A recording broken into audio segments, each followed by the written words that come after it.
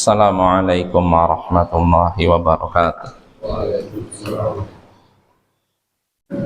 Alhamdulillah wassalatu wassalamu ala rasulillah wa ba'd. Ayyuhal ikhwah, azzani wa azzakumullah. Kita lanjutkan pembacaan Al-Adabul Mufrad. Berkata Imam Al-Bukhari rahimahullah, haddatsana Khalid bin Makhlad Al-Bajali qal haddatsana Sulaiman bin Bilal qal akhbarani Yahya bin Sa'id qal akhbarani Muhammad bin Yahya ibn Habban an Dawud ibn Abi Dawud qala li Abdullah ibn Salam in sami'ta bid-dajjal qad kharaj wa anta ala wadiyatin tagrisuha fala ta'jal an tuslihaha fa inna linnasi ba'da dzalika 'aisha. Telah menceritakan pada kami Khalid bin Makhlad Al-Bajali. Ia berkata telah menceritakan pada kami Sulaiman bin Bilal. Ia berkata telah mengabarkan kepadaku Yahya bin Sa'id. Ia berkata telah mengabarkan kepadaku Muhammad bin Yahya bin Habban dari Dawud bin Abi Dawud. Ia berkata Abdullah bin Salam berkata kepadaku, jika engkau mendengar Dajjal telah keluar, sedangkan engkau sedang menanam biji kurma, maka jangan tergesa-gesa untuk memperbaikinya, karena sesungguhnya ada kehidupan bagi manusia setelahnya. Nah, ini hadisnya ayol ikhwah dari Abdullah bin Salam, seorang sahabat Nabi. Berarti hadisnya mauquf, ini cuman sampai sahabat Nabi.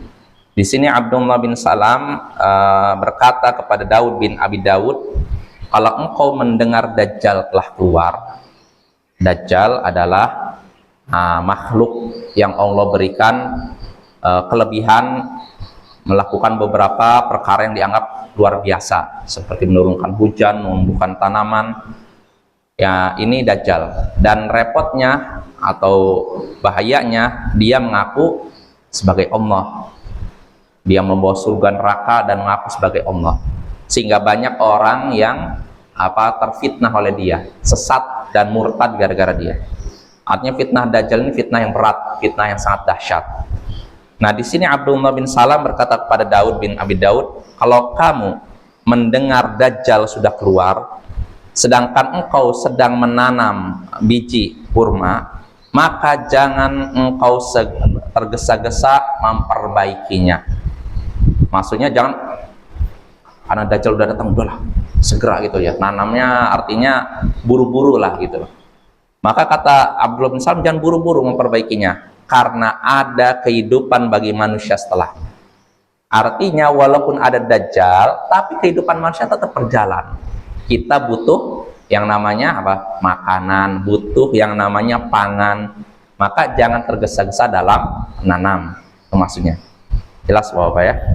Ya, ini maksud hadisnya.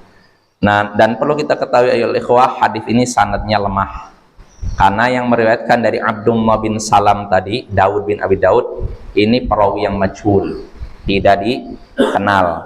Nah, tapi makna hadis ini serupa dengan hadis sebelumnya.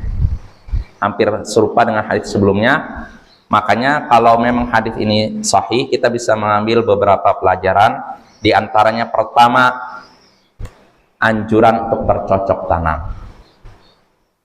Karena ketika Dajjal sudah keluar, artinya kan terjadi fitnah dahsyat, tetap kita dianjurkan bercocok tanam.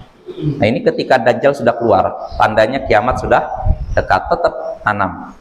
Nah, ini kalau Dajjal sudah keluar. Kalau Dajjal belum keluar, apalagi artinya. Dalam keadaan genting saja kita hendaknya bercocok tanam. Apalagi kalau dalam keadaan tidak genting, dalam keadaan tidak darurat, hendaknya kita bercocok tanam ya. Itu anjuran dari Nabi kita ya. Itu faedah pertama. Lalu faedah kedua, hendaknya seorang beramal sampai akhir hayatnya. Dan hendaknya dia memanfaatkan akhir hayatnya dengan melakukan kebaikan. Contohnya apa dalam hadis ini? Menanam bibit kurma. Nggak mesti bibit kurma, bibit kelapa kah, bibit apa. Jadi manfaatkanlah akhir hayat kita dengan melakukan kebaikan. Ya, jadi jangan sampai sudah merasa ajal dekat malah kita makin malas beribadah, malah makin semangat bermaksiat. Naudzubillah min dzalik. Itu tanda-tanda orang seperti ini tidak akan mendapatkan rahmat Allah. Sudah istilahnya udah merasa ajalnya dekat, malah terus maksiat. Harusnya makin rajin ibadah. Ya, ini faedah kedua. Lalu faedah ketiga, faedah terakhir yang bisa kita petik dari hadis ini, hendaknya kita tidak meremehkan perbuatan baik sekecil apapun. Ya, hendaknya kita tidak meremehkan perbuatan baik sekecil apapun, karena bisa jadi perbuatan baik yang kecil itu bisa menyelamatkan kita dari neraka dan memasukkan kita ke surga. Ya, contohnya dalam hadis ini cuman menanam pohon kurma, menanam bibit tanaman. Sekilas remeh, tapi ini perbuatan baik yang akan Allah balas. Bahkan kalau pohon ini membesar lalu dimakan oleh manusia dan hewan, maka semua itu jadi sedekah bagi kita. Maka Bapak semangat ya dalam bercocok tanam. Wassallallahu ala nabiyyina Muhammadin wa ala alihi wa sahbihi ajma'in, wa akhiru da'wana anil hamdulillahi rabbil alamin. Assalamualaikum warahmatullahi wabarakatuh.